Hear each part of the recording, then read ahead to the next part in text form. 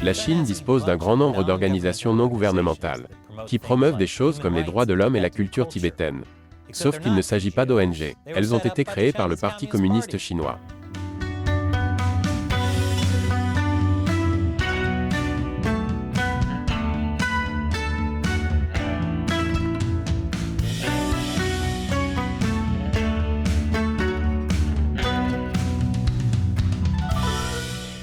Bienvenue sur Chine non censurée, je suis Chris Chappell. Pour le Parti communiste chinois, il y a toujours une solution simple à un problème complexe. Vous voulez plus de verdure dans les montagnes? Il suffit de les peindre en vert. Les arbres n'ont pas de feuilles, il suffit d'en mettre de fausses. Car qui a besoin d'oxygène, quand on peut respirer des vapeurs de plastique et de peinture?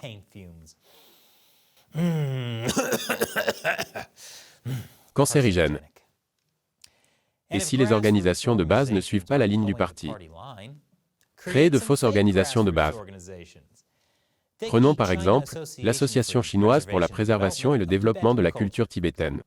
Techniquement, il s'agit d'une organisation non gouvernementale, ONG. Mais quelque chose dans son énoncé de mission semble un peu suspect. Elle déclare que son objectif est de respecter la Constitution et les lois de la Chine, ainsi que les politiques de l'État. Il s'agit donc d'une organisation non gouvernementale dont l'objectif est de respecter le gouvernement. C'est comme une réunion des alcooliques anonymes, dont le but est de vendre du whisky. C'est d'autant plus bizarre qu'ils sont censés essayer de préserver et de développer la culture tibétaine. Je suis sûr que la première chose à laquelle pense chaque Tibétain en se levant le matin est, vous savez, le problème ici, c'est que les gens n'obéissent pas à la loi. Il se trouve que de nombreux hauts responsables de l'association sont également des fonctionnaires du gouvernement ou du Parti communiste. Et je suis sûr que c'est une coïncidence totale que l'association partage son adresse avec le département du travail du Front uni du gouvernement. Mais vous ne trouverez pas ce bâtiment sur Google Maps.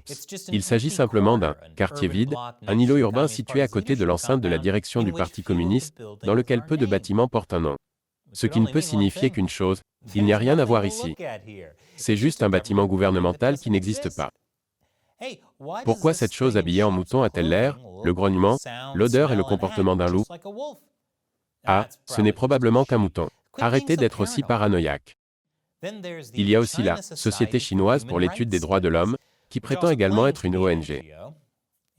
Elle prétend promouvoir un développement sain des causes liées aux droits de l'homme, en Chine et dans le monde. Ce qui n'est pas une mince affaire. Essayer d'améliorer les droits de l'homme en Chine, c'est comme essayer d'améliorer la valeur nutritionnelle d'une barbe à papa, si cette dernière était en train de commettre un génocide. Tout le monde vous trouve si gentil, mais moi, je vous ai dans le collimateur. Il suffit de parcourir le compte Twitter de la Société chinoise d'études des droits de l'homme pour constater qu'elle s'intéresse surtout aux droits de l'homme dans les pays étrangers. Et quand je dis pays étrangers, je parle surtout des États-Unis. La Société chinoise d'études des droits de l'homme a condamné les États-Unis pour avoir déclenché des guerres à l'étranger et provoqué des catastrophes humanitaires. Dans un article publié vendredi, elle affirme que plus de 80% des conflits armés survenus entre 1945 et 2001 ont été déclenchés par les États-Unis. Mince, avec toutes ces violations des droits de l'homme, je me demande pourquoi les États-Unis sont la destination la plus populaire pour les demandeurs d'asile chinois. Ça doit être toute cette désinformation que le gouvernement des États-Unis diffuse. Ou alors ils ont des lésions cérébrales, à force de respirer du plastique et des vapeurs de peinture. Comme l'association tibétaine, la Société chinoise d'études des droits de l'homme est également présidée par un fonctionnaire du gouvernement. Padma Choling est l'ancien vice-président du comité permanent du Congrès national du peuple. Il est également membre du PCC. Ce qui signifie qu'il est à peu près aussi qualifié pour défendre les droits de l'homme en Chine qu'un boucher pour défendre les droits des animaux. L'ironie ne s'arrête pas là. Il a affirmé un jour que la réincarnation du Dalai Lama ne dépend pas du Dalai Lama, mais de l'État chinois. Et que suggérer autre chose est un blasphème contre le bouddhisme tibétain. Alors, comment obtenir l'autorisation de se réincarner en Chine? Pourrais-je revenir en Corgie? S'il vous plaît?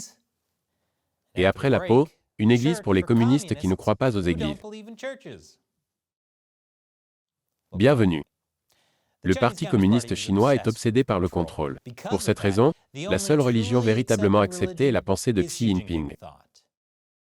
Ou, comme je l'appelle, c'est ce que Xi a dit. Le Parti communiste chinois est officiellement athée, ce qui est un peu comme l'islam qui est la religion officielle de l'Iran, sauf que la religion officielle de la Chine est l'anti-religion. Ce qui n'est pas difficile à appliquer, car il n'y a rien de mieux que de vivre sous le régime du PCC pour ne pas croire en un Dieu d'amour. Cela dit, sur le papier, le PCC autorise 5 religions en Chine. Toutefois, si elles s'éloignent trop du communisme, elles sont rapidement ramenées sur le droit chemin. C'est là qu'interviennent des organisations telles que l'Association catholique patriotique chinoise et le mouvement patriotique des Trois Égos. Il s'agit d'organisations fondées dans les années 50 par le PCC, qui sont censées ressembler à des organisations religieuses, mais qui sont tout sauf cela. Pourquoi cette chose habillée en prêtre a-t-elle l'air, le grognement, l'odeur et le comportement d'un loup?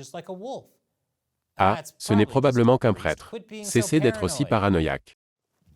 Comme les autres ONG dont j'ai parlé précédemment, ces organisations religieuses font partie de l'appareil chinois du Front Uni, qui est coordonné par le département du travail du Front Uni du Parti communiste. Le Front Uni est un réseau d'agences du parti et de l'État chargé d'influencer les groupes extérieurs au parti, en particulier ceux qui prétendent représenter la société civile. Ces objectifs sont les mêmes que ceux du PCC. Rendre le PCC plus puissant et répandre le communisme à l'échelle internationale. On peut considérer le Front Uni comme une grande famille mafieuse dysfonctionnelle qui tente de protéger son image en s'assurant que tout le monde raconte la même histoire à propos de la famille. Si quelqu'un dit quelque chose de différent, il est démis de ses fonctions. Si une personne extérieure dit le contraire, elle dormira avec les poissons. Mais le Front Uni est encore pire que la mafia italo-américaine, puisqu'il n'y a même pas de bons films sur eux. Vous ne trouverez pas d'affiche du Front Uni à vendre dans un magasin Spencer Gift.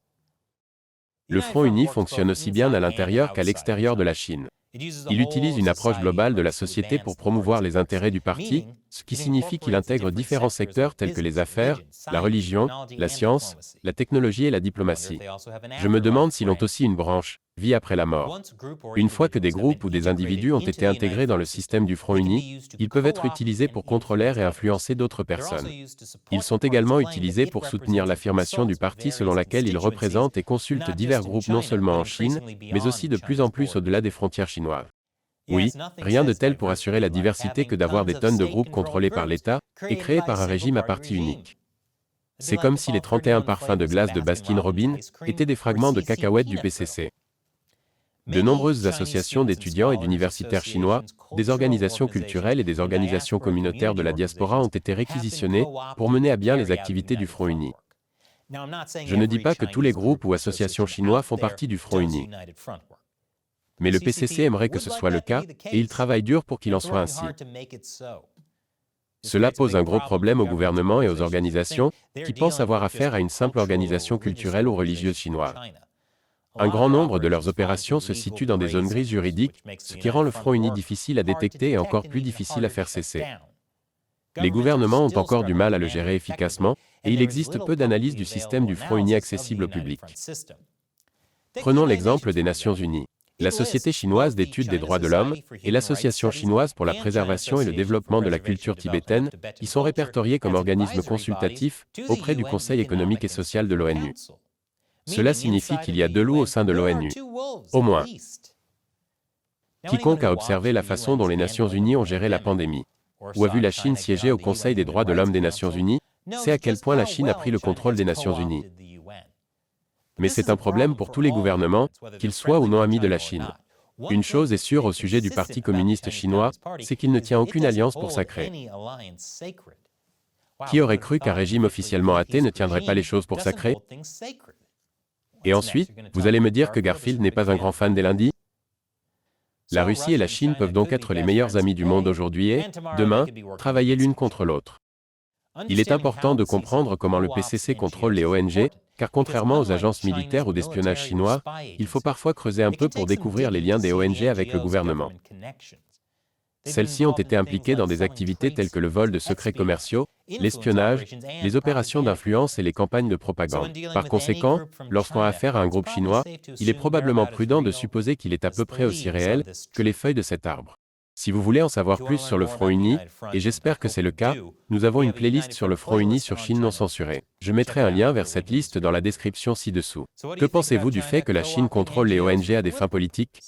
Faites-le nous savoir dans les commentaires ci-dessous. Et n'oubliez pas que la Chine non censurée peut continuer à faire des épisodes comme celui-ci grâce à des téléspectateurs comme vous, qui soutiennent la Chine non censurée via le site de financement participatif Patreon, ou la plateforme exclusive de médias sociaux locaux. Aujourd'hui, pour vous remercier, je répondrai à l'une de vos questions. La question d'aujourd'hui vient de Veronica Smith sur Patreon. Croyez-vous que le TIM est réel et que les autres groupes terroristes au Xinjiang sont réels? Bonne question. Oui. Le TIM, le mouvement islamique du Turkestan oriental, existe bel et bien. Ou du moins, il l'était en 2002, lorsque les États-Unis l'ont officiellement qualifié d'organisation terroriste. À l'époque, la Maison-Blanche de George Walker Bush pensait que ce serait une bonne idée de travailler avec le PCC pour arrêter les terroristes islamiques. Mais le PCC a fini par s'en servir comme excuse pour persécuter des tonnes de minorités ethniques qui se trouvaient être musulmanes. Il est impossible de savoir quelle est l'ampleur de l'ETIM aujourd'hui, ni quelle est la menace qu'il représente pour le PCC. Compte tenu de la surveillance de masse exercée par le PCC au Xinjiang, avec des policiers présents à presque tous les coins de rue, je serais surpris qu'il s'agisse d'un problème important, pour autant qu'il existe encore. Une chose est sûre. Le PCC n'est pas suffisamment menacé pour justifier l'enfermement de plus d'1 million de musulmans ouïghours dans des camps de concentration. Même si le PCC essaie de s'en servir comme excuse. Merci pour votre question et votre soutien. Véronica. Soyez comme Véronica et soutenez Chine non censurée sur le site de financement participatif Patreon. Visitez patreon.com/China Uncensored pour en savoir plus. Nous comptons sur votre soutien pour continuer à produire de bons épisodes. Encore une fois, je suis Chris Chappell, merci d'avoir regardé Chine non censurée.